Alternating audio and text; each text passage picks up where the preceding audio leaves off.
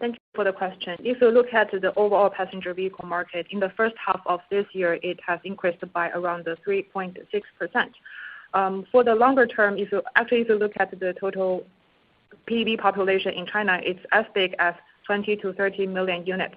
So it's already a very significant amount. Definitely, it will keep growing, but probably not at a very significant growth rate. And it's even normal for the PV segment or PV market to suffer a slight decrease.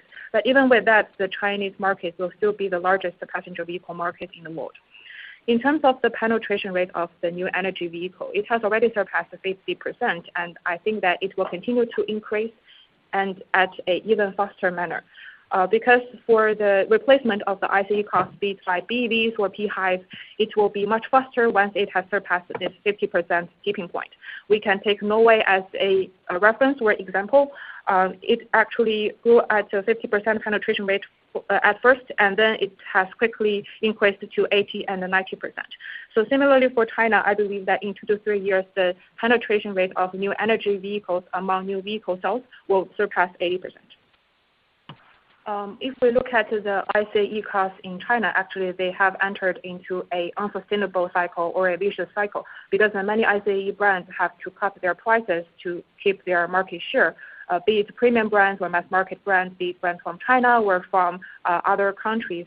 Many of these ICE cars are having a price slashed for the sake of a market share. But as they cut prices, it also hurts the profit and interest of their dealers, hurts the image of the brands, as well as the residual value of their products.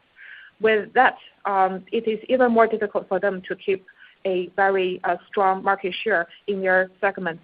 So the decline of their market share is even faster than it should be.